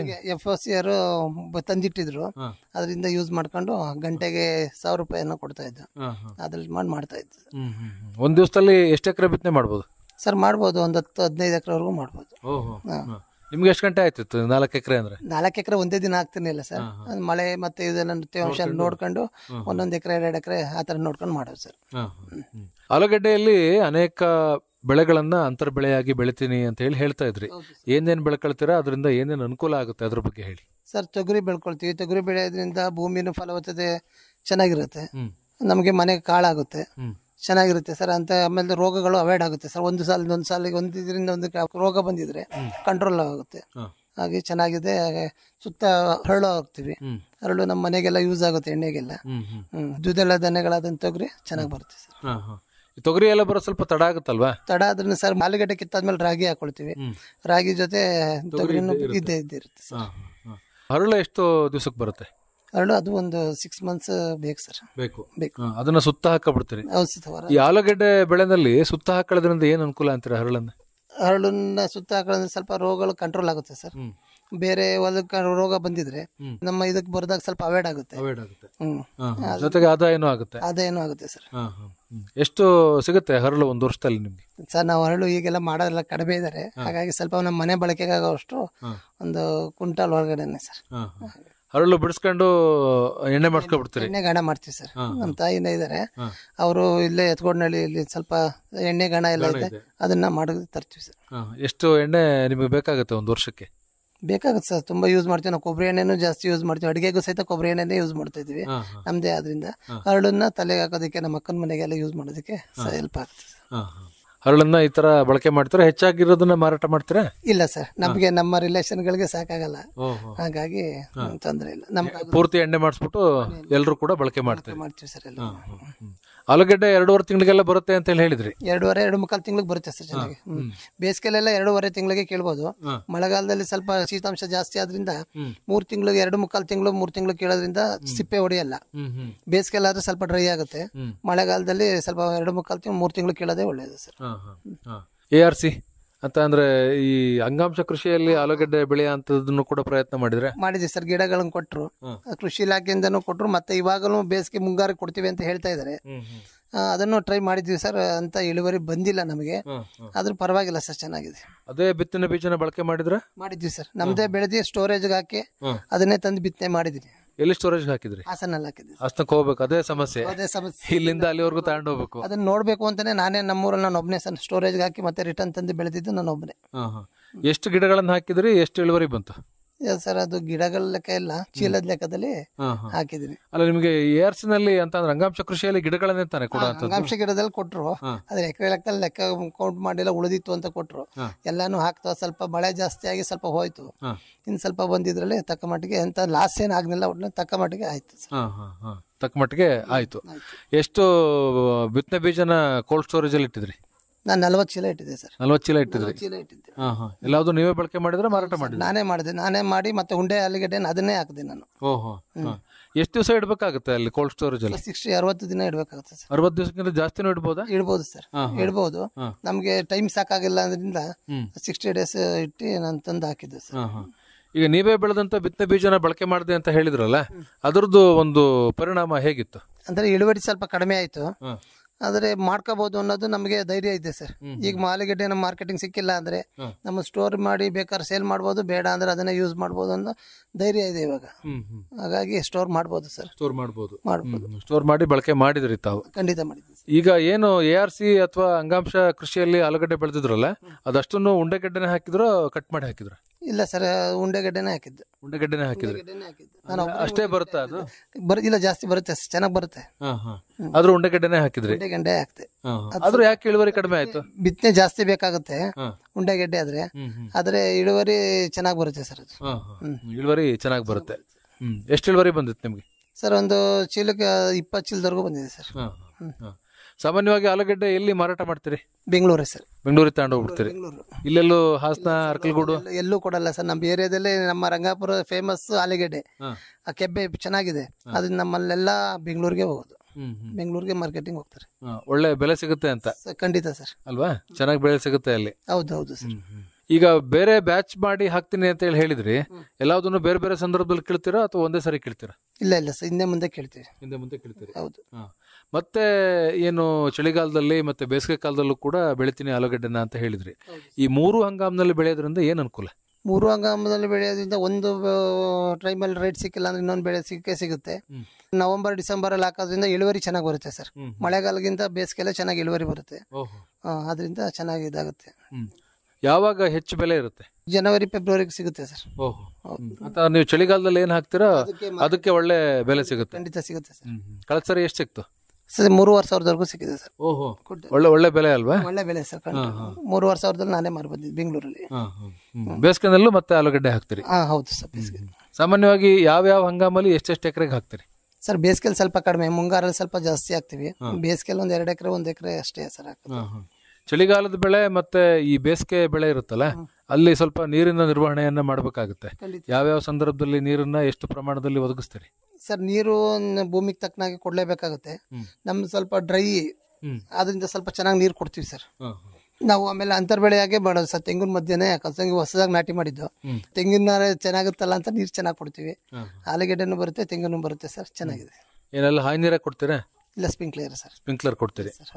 ತೆಂಗು ಚೆನ್ನಾಗತ್ತೆ, ಇದು ಕೂಡ ಚೆನ್ನಾಗಿ ಆಗುತ್ತೆ. ಹೌದು ಸರ್. ಈ ಚಳಿಗಾಲದ ಬೆಳೆ ಮತ್ತೆ ಬೇಸಿಗೆಗಾಲದ ಬೆಳೆ ಬೆಳಿತಿರಲ್ಲ, ಅಲ್ಲೂ ಏನಾದ್ರು ಅಂತರ ಬೆಳೆಗಳನ್ನು ಬೆಳ್ಕತ್ತೀರಾ ಹೇಗೆ? ಇಲ್ಲ ಸರ್, ಬೇಸಿಗೆಯಲ್ಲಿ ಯಾವ್ದು ಅಂತರ್ ಬೆಳೆ ಬೆಳೆಯಲ್ಲ, ಮಳೆಗಾಲದಲ್ಲಿ ಮಾತ್ರ ಅಂತರ್ ಬೆಳೆ ಬೆಳ್ಕೊಳ್ತೀವಿ ಸರ್. ಮಳೆಗಾಲದ್ದು ಆನಂತರ ರಾಗಿ ಹಾಕ್ತೀನಿ ಅಂತ ಹೇಳಿದ್ರೆ ಹೌದು, ಆಲೂಗೆಡ್ಡೆಗೆ ಹಾರ್ವೆಸ್ಟ್ ಆಗಿದ ಮೇಲೆ ರಾಗಿ ಹಾಕೊಳ್ತೀವಿ, ಕೆಲವು ಜೋಳ ಹಾಕ್ತಿವಿ. ಈ ಆಲೂಗೆಡ್ಡೆ ಬೆಳೆದ ಹೊಲದಲ್ಲಿ ರಾಗಿ ಬಾರಿ ಚೆನ್ನಾಗಿ ಬರುತ್ತೆ ಅಂತ ಹೇಳಿ ಅನೇಕರು ಹೇಳ್ತಾರೆ. ನಿಮ್ಮ ಅಭಿಪ್ರಾಯ ಏನು? ಖಂಡಿತ ಚೆನ್ನಾಗಿ ಬರುತ್ತೆ ಸರ್. ಆಲೂಗೆಡ್ಡೆಯಲ್ಲಿ ಗೊಬ್ಬರ ಚೆನ್ನಾಗಿರುತ್ತಲ್ಲ, ಪೋಷಕಾಂಶಗಳು ಸಿಗೋದ್ರಿಂದ ರಾಗಿಗೆ ಗೊಬ್ಬರನೇ ಬೇಕಾಗಿಲ್ಲ, ಅದೇ ಸಾಕು ಸರ್. ಈಸಿ ಬೆಳೆ ಅಂದ್ರೆ ನಮಗೆ ಅದನ್ನೇ, ಏನು ಹಾಕ್ತಾರೆ ಯೂಸ್ ಮಾಡ್ದೇನೆ ಅಂತ ಬೆಳೆಯಂತ ಇದು ಅಂದ್ರೆ ರಾಗಿ. ಆಲೂಗೆಡ್ಡೆ ಕಿತ್ತಿ ರಾಗಿನ ಹಾಗೆ ಟ್ರ್ಯಾಕ್ಟರ್ಗೆ ಚೆಲ್ಬಿಟ್ಟು ಬಂದ್ಬಿಟ್ರೆ ಸಾಕು. ಮಳೆ ಆದ್ರೆ ನೀರ್ ಕೊಟ್ರೆ ರಾಗಿ ಬಂದ್ ಲೆಕ್ಕ, ಮನೇಲಿ ಇದ್ ಲೆಕ್ಕ ಸರ್. ಈ ಕುಡಿಕಾಂಡ ಸಸಿಗಳು ಮತ್ತೆ ಅಂಗಾಂಶ ಕೃಷಿ ಅಂತ ಏನ್ ಕರಿತೀವಲ್ಲ, ಮತ್ತೆ ಮಾಡ್ಲಿಲ್ವಾ ಅದನ್ನ? ಇಲ್ಲ ಸರ್, ಮತ್ತೆ ಮಾಡಿಲ್ಲ. ಇವಾಗ ಮುಂಗಾರಿಗೆ ಕೊಡ್ತೀವಿ ತೋಟಗಾರಿಕೆ ಇಲಾಖೆಯಲ್ಲಿ ಅಂತ ಹೇಳಿ ನೇಮಲ್ಲೇ ತಗೊಂಡಿದ್ದಾರೆ. ಈ ಸತಿ ಅಂಗಾಂಶ ಕೃಷಿ ಕೊಡ್ತಾರೆ ಆಲೂಗೆಡ್ಡೆ ಅಂತ ಹೇಳಿ. ಕೊಟ್ರೆ ಒಂದಷ್ಟು ಮಾಡ್ತೀರಾ? ಖಂಡಿತ ಸರ್, ₹1 ಬೆಲೆ ನಿಗದಿ ಮಾಡಿದ್ದಾರೆ, 90 ಪೈಸೆ. ಈ ಸತಿ ಕೊಡ್ತೀವಿ ಅಂತ ಹೇಳಿ ನೇಮೆಲ್ಲ ತಗೊಂಡಿದ್ದಾರೆ ಸರ್. ನಾನೊಂದು 4,000-5,000 ಗಿಡಕ್ಕೆ ಬರ್ಸಿದ್ದೀನಿ. ಆಲೂಗೆಡ್ಡೆ ಬೆಳೆಯ ಅಂತ ಒಂದು ಜಾಗ ನಮ್ಮ ಹಾಸನ ಜಿಲ್ಲೆ ಬಹಳ ಅದಕ್ಕೆ ಜನಪ್ರಿಯವಾದಂಥದ್ದು. ಹೆಚ್ಚು ಜನ ಬೆಳೀತಾ ಇದ್ರು. ಇತ್ತೀಚೆಗೆ ಕಾಯಿಲೆ ಬರ್ತಾ ಇದೆ, ರೋಗ ಬರ್ತಾ ಇದೆ ಅಂತ ಹೇಳಿ ಅನೇಕರು ಬೆಳೀತಾ ಇಲ್ಲ. ನೀವು ಈ ಕಾಯಿಲೆ ಮತ್ತೆ ರೋಗವನ್ನ ಹೇಗೆ ನಿರ್ವಹಣೆಯನ್ನ ಮಾಡ್ತಾ ಇದ್ರಿ? 15 ಡೇಸ್ 20 ಡೇಸ್ಗೆ ಆಲೂಗೆಡ್ಡೆ ಮೊಳಕೆ ಎಲ್ಲ ಚೆನ್ನಾಗಿ ಬಂದ್ಬಿಡುತ್ತೆ. ಚೆನ್ನಾಗಿ ತೇವಾಂಶ ಇದ್ರೆ 20 ದಿನಕ್ಕೆ ಎಲ್ಲ ಆಲೂಗೆಡ್ಡೆ ಕಾಣುತ್ತೆ. ಫಸ್ಟ್ ಟೈಮೇ ನಾವು M45 ಸ್ಪ್ರೇ ಮಾಡ್ತಾ ಹೋದ್ರೆ, ಅದ್ರ 15 ಡೇಸ್ ಒಂದು ಟೈಮ್ ಸ್ಪ್ರೇ ಮಾಡ್ತಾ ಹೋದ್ರೆ M45ನ ಸಾಕು ಸರ್. ಇನ್ನು ಅದನ್ನ ಬಿಟ್ಟರೆ ಅದಕ್ಕೂ ಅವಾಯ್ಡ್ ಆಗಿಲ್ಲ ಅಂದ್ರೆ ಮಾಮೂಲಿ ಇದು ಬರುತ್ತೆ ಸಾಕ್ರೋಬಟ್ಟು, ಅದನ್ನ ಸ್ಪ್ರೇ ಮಾಡ್ತೀವಿ 2 ಟೈಮ್, ಸಾಕಾಗುತ್ತೆ ಸರ್. ಬೇರೆ ಯಾವ ಮೆಡಿಸಿನ್ ಆಲೂಗೆಡ್ಡೆಗೆ ವರ್ಕೌಟ್ ಆಗಲ್ಲ. ಇದಕ್ಕೆ M45ನೇ ಮೇನು ಫಂಗಸ್ಗೆ ಇದಾಗುತ್ತೆ ಸರ್. ಹಂಗಮಾರಿಗೆಲ್ಲ ಅಕ್ರೋಬಟ್ಟು ಫೈನಲ್ ಸ್ಟೇಜ್ಗೆ, ಇದಕ್ಕೆಲ್ಲ M45ನೇ ಸಾಕು ಸರ್. ದುಬಾರಿ ಆಗುತ್ತಾ ಅದು ಔಷಧಿ? ಅಕ್ರೋಬಟ್ ದುಬಾರಿ ಆಗುತ್ತೆ, M45 ಏನಿಲ್ಲ. ಕೆಜಿ ಎಲ್ಲ 350-400 ರೂಪಾಯಿಗೆ ಸಿಗುತ್ತೆ. ಅಕ್ರೋಬಟ್ ಸ್ವಲ್ಪ 10 ಕ್ಯಾನಿಗೆ ₹600 ಆಗುತ್ತೆ, ₹680-700 ಆಗುತ್ತೆ ಸರ್. ಎಷ್ಟು ದಿವಸಕ್ಕೊಂದ್ಸರಿ ಸಿಂಪಡಣೆ ಮಾಡ್ತೀರಿ ಸರ್? 15 ಡೇಸ್ಗೊಂದು ಟೈಮ್ ಮಾಡ್ತೀವಿ ಸರ್. ಮಳೆ ಜಾಸ್ತಿ ಇದ್ರೆ ವೀಕ್ಲಿ ಮಾಡಬೇಕಾಗುತ್ತೆ, ಮಳೆ ಕಡಿಮೆ ಇದ್ರೆ 15 ಡೇಸ್ಗೊಂದು ಟೈಮ್ ಮಾಡಿದ್ರೆ ಸಾಕಾಗುತ್ತೆ. ಕಾಯಿಲೆ ಅಥವಾ ರೋಗ ಬರುತ್ತೆ ಅನ್ನೋದನ್ನ ನೋಡ್ಕೊಂಡು ಮಾಡ್ತೀರಾ ಅಥವಾ ನೀವು ಒಟ್ಟಾರೆ ಮಾಡ್ತೀರಾ? ಸರ್, M45ನ ನಾವು ವೀಕ್ಲಿ ಮಾಡಲೇಬೇಕು ಸರ್. ಈಗ ಮಳೆ ಜಾಸ್ತಿ ಆದಾಗ ಅದು ಆಟೋಮೆಟಿಕ್ ಫಂಗಸ್ ಸ್ಟಾರ್ಟ್ ಆಗುತ್ತೆ. ಅದರಿಂದ 15 ಡೇಸ್ 1 ವೀಕಲ್ಲಿ ನೋಡ್ಕೊಂಡು ಮಾಡಿಬಿಡ್ತೀವಿ. ಈಗ ಈ ತರದ ನೀವು ಮುಂಜಾಗ್ರತಾ ಕ್ರಮವನ್ನು ವಹಿಸಿ ಸಿಂಪಡಣೆ ಮಾಡ್ತಾ ಇರೋದ್ರಿಂದ ಯಾವುದೇ ತರಹದ ಕಾಯಿಲೆಗಳು ಬರ್ತಾ ಇಲ್ಲ ಅಂತ? ಖಂಡಿತ ಹೌದು ಸರ್. ಇಳುವರಿ ಚೆನ್ನಾಗಿ ಬರಬೇಕು ಆಲೂಗಡ್ಡೆನಲ್ಲಿ ಅಂತ ಅಂದ್ರೆ ಏನ್ ಮಾಡ್ಬೇಕು? ಭೂಮಿ ಫಲವತ್ತತೆ ಆಗಿರ್ಬೇಕು ಸರ್. ಭೂಮಿ ಚೆನ್ನಾಗಿದ್ರೆ ಇಳುವರಿ ಅದಾಗೆ ಬರುತ್ತೆ. ಭೂಮಿಯನ್ನ ಫಲವತ್ತತೆ ಮಾಡೋದ್ರ ಬಗ್ಗೆ ಹೆಚ್ಚು ಗಮನವನ್ನ ಹರಿಸಬೇಕಾಗುತ್ತೆ. ಖಂಡಿತ ಸರ್, ಹೌದು. ನಾನು ಅದಕ್ಕೋಸ್ಕರ ಒಂದು 2 ಎಕರೆಗೆ ಈ ಸತಿ ಸೆಣಬಾಕಿದೆ ಸರ್. ಸೆಣಬಾಕಿ ಉತ್ತಿ ಎಲ್ಲ ರೆಡಿ ಮಾಡಿ ಹಾಗೆ ಬಿಟ್ಟಿದ್ದೀವಿ. ಹಸಿರೆಲೆ ಗೊಬ್ಬರ ಭೂಮಿಗೆ ಸೇರಿಸಿ ಆನಂತರ ಅಲ್ಲಿಗೆ ಬಿತ್ತನೆ ಮಾಡ್ತೀರಿ? ಹೌದು ಸರ್, ಹೌದು. ಆತರ ಮಾಡ್ಕೊಳ್ಳೋದ್ರಿಂದ ಅನುಕೂಲ ಆಗುತ್ತೆ. ಖಂಡಿತ ಸರ್. ಗೊಬ್ಬರ ಇದನ್ನ ನಾವು ಅಂಗಡಿ ಗೊಬ್ಬರ ತಂದು ಹಾಕೋದಕ್ಕಿಂತ ಇದನ್ನ ಹಸಿರೆಲೆ ಗೊಬ್ಬರ ಮಾಡ್ಕೊಂಡ್ರೆ ನಮ್ಮ ಕಾಂಪೋಸ್ಟ್ ಚೆನ್ನಾಗಿ ಭೂಮಿ ಫಲವತ್ತತೆ ಜಾಸ್ತಿ ಸಿಗುತ್ತೆ ಸರ್. ಯಾವಾಗ ಸೆಣಬನ್ನ ಬಿತ್ತನೆ ಅಂತಂದ್ರೆ ಚೆಲ್ಲಿದ್ರಿ, ಅದನ್ನ ಯಾವಾಗ ಮಣ್ಣಿಗೆ ಸೇರಿಸಿದ್ರಿ ಸರ್? ಈ ಫೆಬ್ರವರಿ ಟೈಮಲ್ಲಿ ಆಲೂಗೆಡ್ಡೆ ಕಿತ್ತವಲ್ಲ ಸರ್, ಅವಾಗ ಚೆಲ್ಲಿಬಿಟ್ಟು ರೋಟ್ರಿ ಹೊಡಿಸಿದ್ದು. ಅದಕ್ಕೆ ನೀರು ಹೊಡಿತಾ ಬಂದು ತೆಂಗು ಬರುತ್ತೆ, ಇದು ಸೆಣಬು ಬರುತ್ತೆ. ಅದನ್ನ ಈಗ ಏಪ್ರಿಲ್ ಎಂಡ್ಗೆ ಇದು ಹೊಡಿಸ್ಬಿಟ್ರೆ, ರೋಟ್ರಿ ಹೊಡಿಸಿದ್ರೆ ಎಲ್ಲ ಮಿಕ್ಸ್ ಆಗುತ್ತೆ ಚೆನ್ನಾಗಿ. ಸಿಂಗಲ್ ನೇಗ್ಲು ಹೊಡಿಸಿ ಪಲ್ಟಿ ಹೊಡಿಸಿ ಎಲ್ಲ ಮಿಕ್ಸ್ ಆಗಿ ಈಗೆಲ್ಲ ರೆಡಿ ಇದೆ ಸರ್. ಅದಕ್ಕೆ ಸ್ವಲ್ಪ ತಿಪ್ಪೆ ಗೊಬ್ಬರ ಹಾಕಿ ಕಲ್ಟಿವೇಟರ್ ಹೊಡಿಸಿ ಬಿಟ್ರೆ ಸಾಕು ಸರ್. ನೀನು ಹಸಿರೆಲೆ ಗೊಬ್ಬರ ಅನುಕೂಲ ಆಗುತ್ತಾ ಆಲೂಗಡ್ಡೆ ಬೆಳೆಗೆ? ಖಂಡಿತ ಆಗುತ್ತೆ ಸರ್. ಕುರಿಗಳನ್ನ ಯಾವಾಗ್ಲಿಂದ ಸಾಕಾಣಿಕೆ ಮಾಡ್ತಾ ಇದ್ರಿ ಸರ್? ಕುರಿಗಳನ್ನ ಒಂದು 1 ಇಯರ್ ಬ್ಯಾಕ್ ಇಂದ ಸ್ಟಾರ್ಟ್ ಮಾಡಿದೆ ಸರ್. ಯಾಕೆ ಸಾಕಾಣಿಕೆ ಮಾಡ್ಬೇಕು ಅಂತೇಳಿ ಅನ್ನಿಸ್ತು ಸರ್? ನಾನು ಕುರಿನ ಸಾಕಾಣಿಕೆ ಮಾಡಿದ್ದು ಮೇನ್, ನಾನು ಅಡಿಕೆ ತೋಟ ಮಾಡಿದೆ. ಅದು ಗೊಬ್ಬರಕ್ಕೋಸ್ಕರ ಬೇಕು ಅಂತ ನಾನು ಸಾಕಿದೆ ಸರ್, ಸಾಕಾಣಿಕೆ ಮಾಡಿದೆ. ಅದ್ರ ಗೊಬ್ಬರನು ಚೆನ್ನಾಗಾಯ್ತು, ಪ್ಲಸ್ ಮಾರ್ಕೆಟಿಂಗು ಚೆನ್ನಾಗಾಗಿದೆ. ಅದನ್ನ ಫಸ್ಟ್ 15 ಕುರಿ ತಂದೆ, ಅದ್ರ ಜೊತೆಗೆ ಸ್ವಲ್ಪ ದಿನ ಆದ್ಮೇಲೆ ಇನ್ನೊಂದು 5 ತಂದೆ, ಮತ್ತು 30 ಕುರಿ ಮಾಡ್ಕೊಂಡೆ. ಅದನ್ನೆಲ್ಲ ಸೇಲ್ ಮಾಡಿ ಮತ್ತೆ ಇನ್ನ ಸೆಕೆಂಡ್ ಬ್ಯಾಚ್ ಅಂತ ತಂದಿದ್ದೀನಿ ಸರ್. ಅಟ್ಟಣಿಗೆ ಪದ್ಧತಿ ಮಾಡ್ಕೊಂಡಿದ್ದೀರಾ? ಹೌದು ಸರ್, ನಾನೇ ರೀಪಲ್ಲೆಲ್ಲ ಕಟ್ ಮಾಡಿಸಿ ಜನ ಹೊರಗಡೆ ತೋಟದಲ್ಲೇ ಮಾಡಿದ್ದೀನಿ ಸರ್. ಏಕಕಾಲದಲ್ಲಿ ಎಷ್ಟು ಕುರಿಗಳನ್ನ ಸಾಕಾಣಿಕೆ ಮಾಡಬಹುದು ಅದ್ರಲ್ಲಿ? ನಮ್ಮ ಶೆಡ್ ಅಲ್ಲಿ 50 ಕುರಿ ಸಾಕಾಣಿಕೆ ಮಾಡುವಷ್ಟು ಮಾಡಿದ್ದೀನಿ. ನಾನು 30 ಸಾಕ್ತಾ ಇರುತ್ತೆ ಸರ್. ಇದುವರೆಗೆ ಎಷ್ಟು ಬ್ಯಾಚ್ ಆಯ್ತು? 2 ಬ್ಯಾಚ್ ಆಗಿದೆ ಸರ್. 2 ಬ್ಯಾಚ್ ಆಯ್ತು. ಕುರಿ ಸಾಕಾಣಿಕೆ ಅನ್ನೋಂಥದ್ದು ಲಾಭದಾಯಕ ಅಲ್ವಾ? ಖಂಡಿತ ಸರ್. ಅದು ATM ಇದ್ದಂಗೆ, ನಮಗೆ ಯಾವಾಗ ದುಡ್ಡು ಬೇಕು ಅಂದಾಗ ಒಂದು ಕುರಿ ತಗೊಂಡು ಸತ್ಯಕ್ಕೆ ಮಾರಿದ್ರೆ ದುಡ್ಡು ಬರುತ್ತೆ. ಈಗ ಕೆಲವು ಸಾಬ್ರುಗಳೆಲ್ಲ ಮನೆ ಹತ್ರನೇ ಹುಡ್ಕೊಂಡ್ ಬರ್ತಾರೆ ಬೇಕು ಅಂದ್ರೆ, ಹಾಗಾಗಿ ಅದು ಆದಾಯ ಸರ್. ಅಟ್ಟಣಿಗೆ ಪದ್ಧತಿಯಲ್ಲಿ ಸಾಕೋದ್ರಿಂದ ಏನೇನು ಅನುಕೂಲ ಅಂತೀರಿ ಸರ್? ನಾವು ಡೈಲಿ ಕ್ಲೀನ್ ಮಾಡೋ ಅವಶ್ಯಕತೆ ಇರಲ್ಲ. ಒಂದು, ರೋಗಗಳು ಕಡಿಮೆ ಬರುತ್ತೆ, ಕುರಿಗಳು ಆಕ್ಟಿವ್ ಆಗಿರುತ್ತವೆ. ಪ್ರತಿದಿನ ತೊಳೆಯುವಂಥದ್ದು ಕ್ಲೀನ್ ಮಾಡುವಂತ ಅವಶ್ಯಕತೆ ಇರಲ್ಲ ಸರ್. ಅದರಿಂದ ಅಟ್ಟಣಿಗೆ ಪದಾರ್ಥ ಚೆನ್ನಾಗಿದೆ ಸರ್. ಒಳ್ಳೆ ಗೊಬ್ಬರನು ಕೂಡ ಸಿಗುತ್ತೆ. ಖಂಡಿತ ಸರ್, ಒಳ್ಳೆ ನೈಟ್ರೋಜನ್ ಇರುವಂತಹ ಗೊಬ್ಬರ, ಕುರಿ ಗೊಬ್ಬರ, ಅದು ಚೆನ್ನಾಗಿದೆ ಸರ್. ಕುರಿ ಸಾಕಾಣಿಕೆ ಮಾಡಿದ್ರೆ ಯಾರಾದ್ರೂ ಒಬ್ರು ಇರ್ಲೇಬೇಕಾಗತ್ತಾ ನೋಡ್ಕೊಳ್ಳಿಕ್ಕೆ? ಖಂಡಿತ ಇಲ್ಲ ಸರ್, ಸುಳ್ಳು. ಅದು ಹಿಂದೆ ಇರ್ಬೇಕಿತ್ತು ಯಾರು. ನಾನೇನಿಲ್ಲ, ನಾನು ಡ್ಯೂಟಿಗೆ ಹೋಗೋಷ್ಟೊಳಗೆ ಅದ್ರ ಕೆಲಸ ಮುಗಿಸ್ಬಿಟ್ಟು ಹೋದ್ರೆ 10 ಗಂಟೆ ಅಷ್ಟೊಳಗೆಲ್ಲ ಫುಡ್ ಎಲ್ಲ ಹಾಕೋದ್ರೆ ಇನ್ನು ಮತ್ತೆ ಸಂಜೆ 4 ಗಂಟೆಗೆ ಬಂದೆ ಸರ್. ಅದನ್ನ ನೋಡಿದೆ, ಅದಕ್ಕೆ ಬೇಕಾದಂತಹ ನೀರು ಎಲ್ಲಾನು ಅದರಲ್ಲೇ ಸೌಕರ್ಯ ಮಾಡಿದ್ದೀವಿ. ಇನ್ನು ಮತ್ತೆ ಸಂಜೆ 4 ಗಂಟೆಗೆ ಬಂದು ಒಂದು 10 ನಿಮಿಷ ಆಟ ಆಡಕ್ಕೆ ಬಿಟ್ಟು ಮತ್ತೆ ಒಳಗಡೆ ಕೂರಿ ಫುಡ್ ಹಾಕಿದ್ರೆ ಮತ್ತೆ ಮಾರನೇ ಬೆಳಿಗ್ಗೆನೆ ಅದನ್ನ ನೋಡೋದು ಸರ್. ಮೇವು ಏನೇನು ಬಳಸ್ತೀರಾ ಅದಕ್ಕೆ? ಸರ್ ಮಾಮೂಲಿ ರೇಷ್ಮೆ ಇದೆ, ರೇಷ್ಮೆ ಮಾಡ್ತೀವಿ. ಅದರ ಉಳಿದಿದಂಥ ಸೊಪ್ಪನ್ನ ಅದಕ್ಕೆ ಹಾಕ್ತೀವಿ. ಸ್ವಲ್ಪ ಒಂದು 10 ಅಗಸೆ ಗಿಡ ಹಾಕೊಂಡಿದ್ದೀನಿ. ಮತ್ತೆ ಜೋಳ ಇದೆ, ಅದನ್ನ ಸೈಲೇಜ್ ಮಾಡ್ತೀವಿ. ಮಳೆಗಾಲದಲ್ಲಿ ಜೋಳ ಕಟ್ ಮಾಡೋಕ್ಕಾಗಲ್ಲ ಅಂತ ಸೈಲೇಜ್ ಮಾಡಿ ಇಟ್ಕೊಂಡಿರ್ತೀವಿ. ಅದನ್ನ ಸ್ಟೋರೇಜ್ ಹಾಕೊಡ್ತೀವಿ. ಮಾಮೂಲಿ ಹಸಿ ಜೋಳದ ಕಡಿನ ಕಟ್ ಮಾಡಿ ಚಾಪ್ಸ್ ಮಾಡಿ ಹಾಕ್ತೀವಿ ಸರ್. ಅಂದ್ರೆ ಏನು ಹೆಚ್ಚು ಅದು ನೀವು ಇರಲೇಬೇಕು, ಬೆಳಗಿಂದ ಸಂಜೆವರೆಗೂ ನೋಡ್ಕೋಬೇಕು ಅನ್ನೋ ಥರದ್ದೇನಿಲ್ಲ? ಇಲ್ಲ ಸರ್, ಅದೊಂಥರ ನಂಗೆ ಪಾರ್ಟ್ ಟೈಮ್ ಜಾಬ್ ಇದ್ದಂಗೆ ಆಗಿದೆ ಸರ್. ಚೆನ್ನಾಗಿದೆ, ಅದು ಒಳ್ಳೆ ಇನ್ಕಮ್ ಬರುತ್ತೆ ಸರ್. ಈಗ 2 ಬ್ಯಾಚ್ ಮಾರಾಟ ಮಾಡಿದೆ ಅಂತ ಹೇಳಿದ್ರಲ್ಲ, ಎಷ್ಟು ಇನ್ಕಮ್ ಬಂತು ಸರ್? ನಾನು ಅದು ಹೊತ್ತಿಗೆ ಟೋಟಲ್ 1,05,000 ರೂಪಾಯಿ ಇನ್ವೆಸ್ಟ್ ಮಾಡಿದ್ದೆ ಫಸ್ಟ್ ಬ್ಯಾಚ್ ಅಲ್ಲಿ. ಅದರಲ್ಲಿ 3 ಲಕ್ಷ ರೂಪಾಯಿ ದುಡ್ಡು ಆಯ್ತು ನನಗೆ.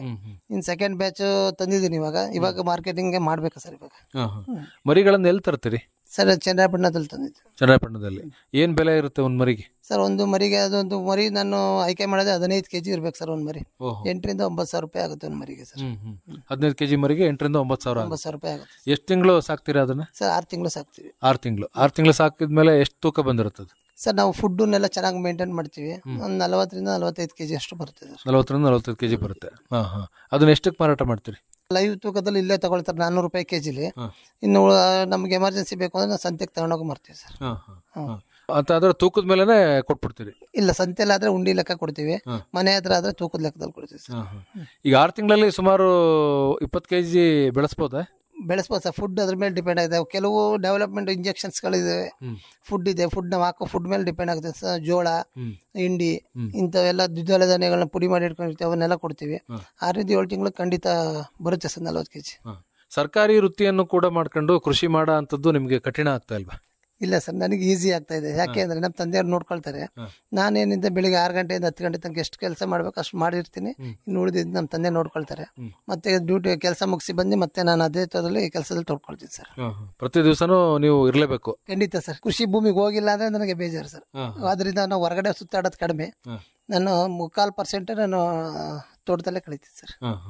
ಒಟ್ಟಾರೆ ಈ ಕೃಷಿ ಜೀವನ ಏನನ್ಸುತ್ತೆ ನಿಮ್ಗೆ? ಚೆನ್ನಾಗಿದೆ ಸರ್. ನನಗೆ ಇನ್ನೂ ತುಂಬಾ ಏನೇನೋ ಮಾಡ್ಬೇಕು ಅಂತ ತುಂಬಾ ಆಸೆ ಇದೆ.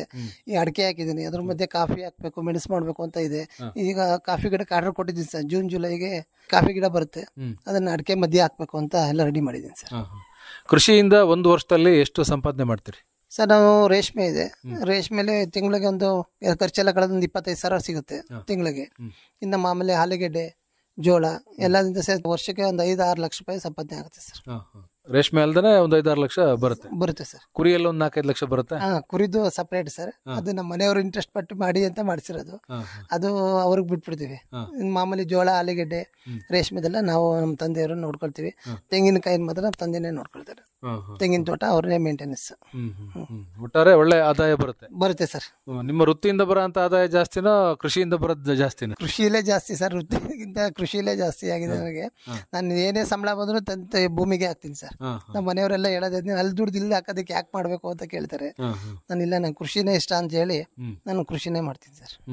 ಒಟ್ಟಾರೆ ಕೃಷಿ ಜೀವನ ಕೂಡ ಚೆನ್ನಾಗಿದೆ? ಖಂಡಿತ ತುಂಬಾ ಚೆನ್ನಾಗಿದೆ ಸರ್. ನಾನು ತೆಂಗಿನಕಾಯ್ದೆಲ್ಲ ನಮ್ಮ ತಂದೆಗೆ ಬಿಡ್ತೀವಿ. ನಾನು ಆಲೂಗೆಡ್ಡೆ ಇವೆಲ್ಲ ಏನ್ ಬರುತ್ತೆ ಅದನ್ನ ನಾನು ಇನ್ವೆಸ್ಟ್ ಮಾಡಿದ್ದನ್ನ ನಾನು ಏನ್ ಬೇಕಂತ ಮಾಡ್ಕೊಳ್ತೀವಿ ಸರ್. ಪ್ರದೀಪ್ ಅವರ ನಿಮ್ಮನ್ನ ಸಂಪರ್ಕ ಮಾಡಬೇಕು ಅಂತ ಹೇಳಿದ್ರೆ ಹೇಗೆ ಮಾಡ್ತಕ್ಕಂಥದ್ದು ಸರ್? ನನ್ನ ನಂಬರು 9008555643. ಇನ್ನೊಂದ್ಸಾರಿ ಹೇಳಿ. 9008555643. ಆಲೂಗೆಡ್ಡೆ ಬೆಳೆ, ಕುರಿ ಸಾಕಾಣಿಕೆಯಲ್ಲಿನ ನಿಮ್ಮ ಅನುಭವಗಳು ಜೊತೆಗೆ ನಿಮ್ಮ ಸಮಗ್ರ ಕೃಷಿ ಬದುಕಿನ ಅನುಭವಗಳನ್ನು ಬಹಳ ವಿವರವಾಗಿ ನಮ್ಮ ಕೇಳುಗರೊಂದಿಗೆ ಚೆನ್ನಾಗಿ ಹಂಚಿಕೊಂಡ್ರಿ. ತಮಗೆ ಧನ್ಯವಾದಗಳು. ನಮಸ್ಕಾರ. ನಮಸ್ಕಾರ ಸರ್. ಇದುವರೆಗೆ ಆಲೂಗೆಡ್ಡೆ ಬೆಳೆಯಲ್ಲಿನ ಅನುಭವ ಕುರಿತಂತೆ ಅರಕಲಗೂಡು ತಾಲೂಕು ರಂಗಾಪುರ ಗ್ರಾಮದ ಆರ್.ಬಿ. ಪ್ರದೀಪ್ ಅವರೊಂದಿಗಿನ ಸಂದರ್ಶನ ಕೇಳಿದಿರಿ. ಇವರನ್ನ ಸಂದರ್ಶಿಸಿದವರು ಅರಕಲಗೂಡು ವಿ. ಮಧುಸೂದನ್.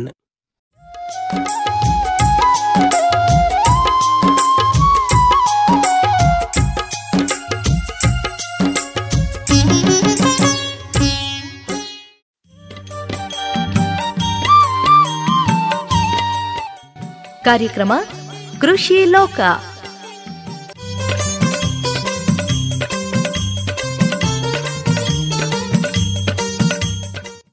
ನಮ್ಮೆಲ್ಲ ಪ್ರೀತಿಯ ರೈತ ಬಾಂಧವರಿಗೆ ನಮಸ್ಕಾರ. ಇಂದಿನ ಕೃಷಿಲೋಕ ಕಾರ್ಯಕ್ರಮಕ್ಕೆ ಪ್ರೀತಿಯ ಸ್ವಾಗತ. ಇಂದಿನ ಕಾರ್ಯಕ್ರಮದಲ್ಲಿ ಆಲೂಗೆಡ್ಡೆ ಬಿತ್ತನೆ ಪೂರ್ವ ತಯಾರಿ ಹಾಗೂ ಅಧಿಕ ಮಳೆಯಾಗುವ ಸಂದರ್ಭದಲ್ಲಿ ರೈತರು ಕೈಗೊಳ್ಳಬೇಕಾದ ಮುಂಜಾಗ್ರತಾ ಕ್ರಮಗಳು ಈ ಕುರಿತಂತಹ ಮಾಹಿತಿಯನ್ನ ನೋಡೋಣ. ಹಾಸನ ಜಿಲ್ಲೆಯಾದ್ಯಂತ ಹಲವೆಡೆ ಮಳೆ ಪ್ರಾರಂಭವಾಗಿರುವ ಹಿನ್ನೆಲೆಯಲ್ಲಿ ರೈತರು ಮುಂಗಾರು ಬೇಸಾಯ ಚಟುವಟಿಕೆಗಳನ್ನು ಪ್ರಾರಂಭ ಮಾಡ್ತಿದ್ದಾರೆ. ಬಿತ್ತನೆಗಾಗಿ ಗೆಡ್ಡೆಗಳನ್ನು ಖರೀದಿಸಿರುವ ರೈತರು ಗೆಡ್ಡೆಗಳನ್ನು ತಕ್ಷಣ ಬಿತ್ತನೆ ಮಾಡಿದರೆ ಗೆಡ್ಡೆಗಳು ಮೊಳಕೆ ಒಡೆಯುವುದಿಲ್ಲ. ಹಾಗೇನೆ ಹೆಚ್ಚಿನ ಮಳೆಯಾದಂತಹ ಸಂದರ್ಭದಲ್ಲಿ ಗೆಡ್ಡೆಗಳು ಕೊಳೆಯುವ ಸಾಧ್ಯತೆ ಇರುತ್ತೆ. ಆದ್ದರಿಂದ ಗೆಡ್ಡೆಗಳನ್ನು ಖರೀದಿಸಿದ ನಂತರ ಕನಿಷ್ಠ 10ರಿಂದ 15 ದಿವಸಗಳವರೆಗಾದರೂ ನೆರಳಿನಲ್ಲಿ ಗಾಳಿಯಾಡುವಂತಹ ಸ್ಥಳದಲ್ಲಿ ಹರಡಿ ಹದಗೊಳಿಸಬೇಕು. ಹದಗೊಳಿಸಲು ಹರಡಿರುವ ಗೆಡ್ಡೆಗಳ ಮೇಲೆ ಬ್ಯಾವಿಸ್ಟಿನ್ ಶಿಲೀಂಧ್ರನಾಶಕ ಪುಡಿಯನ್ನ ಎರಚಬೇಕು. 10ರಿಂದ 15 ದಿವಸಗಳ ನಂತರ ಬಿತ್ತನೆಗೆ 1 ದಿನ ಮುಂಚಿತವಾಗಿ ದೊಡ್ಡ ಗೆಡ್ಡೆಗಳನ್ನು ಕಣ್ಣುಗಳ ಆಧಾರದ ಮೇಲೆ ಕತ್ತರಿಸಿ ಅಥವಾ ಚಿಕ್ಕ ಗೆಡ್ಡೆಗಳನ್ನು ಸಂಪೂರ್ಣವಾಗಿ ದುಂಡಾಣು ಹಾಗೂ ಶಿಲೀಂಧ್ರನಾಶಕಗಳ ಮಿಶ್ರಣದ ದ್ರಾವಣದಲ್ಲಿ ನೆನೆಸಿ, ಅಂತಂದ್ರೆ ಮ್ಯಾಂಕೋಜೆಬ್ ಮತ್ತು ಕಾರ್ಬನ್ ಡೈಜಿಮ್ ಶಿಲೀಂಧ್ರನಾಶಕ 1 ಲೀಟರ್ ನೀರಿಗೆ 3 ಗ್ರಾಂನಂತೆ ಬೆರೆಸಿ 10ರಿಂದ 15 ನಿಮಿಷಗಳ ಕಾಲ ನೆನೆಸಿ ಬೀಜೋಪಚಾರವನ್ನು ಮಾಡಿ 24 ಗಂಟೆಗಳ ಕಾಲ ನೆರಳಿನಲ್ಲಿ ಒಣಗಿಸಿ ನಂತರ ಬಿತ್ತನೆಗೆ ಉಪಯೋಗವನ್ನ ಮಾಡಬೇಕು. ಈಗಾಗಲೇ ಹಾಸನ ಜಿಲ್ಲೆಯ ಹಲವೆಡೆ ಮಳೆ ಪ್ರಾರಂಭವಾಗಿರುವಂತೆ ಗೋಚರಿಸಿದರೂ ಸಹ ಮುಂಗಾರು ಮಳೆ ಇನ್ನೂ ಪ್ರಾರಂಭ ಆಗಿಲ್ಲ. ಕನಿಷ್ಠ 3ರಿಂದ 4 ಉತ್ತಮವಾದ ಹದವಾದ ಮಳೆಯಾದ ನಂತರವೇ ಭೂಮಿಯ ತಾಪಮಾನ ಕಡಿಮೆಯಾಗುತ್ತೆ. ಆಗ ಆಲೂಗೆಡ್ಡೆಯನ್ನು ಬಿತ್ತನೆ ಮಾಡಬೇಕು. 1-2 ಮಳೆಯಾಗುವುದು, ನಂತರ ಬಿಸಿಲು ಬರುವುದು, ಇಂತಹ ಸಂದರ್ಭದಲ್ಲಿ ಬಿತ್ತನೆಯನ್ನ ಮಾಡಿದರೆ ಭೂಮಿಯ ತಾಪಮಾನ ಹೆಚ್ಚಿರುವುದರಿಂದ ಗೆಡ್ಡೆಗಳು ಕೊಳೆಯುವ ಹಾಗೂ ಮೊಳಕೆ ಬರದಿರುವ ಸಾಧ್ಯತೆಗಳು ಹೆಚ್ಚಾಗಿರುತ್ತೆ. ಆಲೂಗೆಡ್ಡೆ ಬಿತ್ತನೆ ಮಾಡಿರುವ ತಾಕುಗಳಲ್ಲಿ ಹೆಚ್ಚಿನ ಮಳೆಯಿಂದ ನೀರು ನಿಂತರೆ ಗೆಡ್ಡೆಗಳು ಕೊಳಿಲಿಕ್ಕೆ ಪ್ರಾರಂಭಿಸುತ್ತವೆ. ಆದ್ದರಿಂದ ರೈತರು ಆಲೂಗೆಡ್ಡೆ ಬಿತ್ತನೆಯಾಗಿರುವ ಜಮೀನುಗಳಲ್ಲಿ ಹೆಚ್ಚುವರಿ ಮಳೆ ನೀರು ಬಸಿದು ಹೋಗುವಂತೆ ಬಸಿಗಾಲುವೆ ವ್ಯವಸ್ಥೆಯನ್ನ ಕಲ್ಪಿಸಿಕೊಳ್ಬೇಕು. ಹೆಚ್ಚಿನ ಮಳೆಯಾದಂತಹ ಸಂದರ್ಭದಲ್ಲಿ ಗೆಡ್ಡೆಗಳು ಕೊಳೆಯದಂತೆ ನೋಡಿಕೊಳ್ಳಲು ನೀರಾವರಿ ವ್ಯವಸ್ಥೆ ಇರುವ ರೈತರು ಏರುಮಡಿ ಮಾದರಿಯಲ್ಲಿ, ಅಂತಂದ್ರೆ ಶುಂಠಿಯನ್ನ ಬೇಸಾಯ ಮಾಡುವ ಪದ್ಧತಿಯಲ್ಲಿ ಬೇಸಾಯವನ್ನ ಮಾಡುವುದು ಸೂಕ್ತ ಅಂಥೇಳಿ ತೋಟಗಾರಿಕಾ ಇಲಾಖೆ ತನ್ನ ಪ್ರಕಟಣೆಯಲ್ಲಿ ತಿಳಿಸಿದೆ. ರೈತ ಬಾಂಧವರೇ, ಇದುವರೆಗೆ ಆಲೂಗೆಡ್ಡೆ ಬಿತ್ತನೆ ಪೂರ್ವ ತಯಾರಿ ಹಾಗೂ ಅಧಿಕ ಮಳೆಯಾಗುವ ಸಂದರ್ಭದಲ್ಲಿ ರೈತರು ಕೈಗೊಳ್ಳಬೇಕಾದ ಮುಂಜಾಗ್ರತಾ ಕ್ರಮಗಳು ಈ ಕುರಿತಂತಹ ಮಾಹಿತಿಯನ್ನ ಕೇಳಿದಿರಿ. ಇಲ್ಲಿಗೆ ಇಂದಿನ ಕೃಷಿಲೋಕ ಕಾರ್ಯಕ್ರಮ ಮುಕ್ತಾಯವಾಯಿತು. ಮತ್ತೆ ಮುಂದಿನ ಕೃಷಿಲೋಕ ಕಾರ್ಯಕ್ರಮದೊಂದಿಗೆ ಭೇಟಿಯಾಗೋಣ. ಎಲ್ಲರಿಗೂ ನಮಸ್ಕಾರ.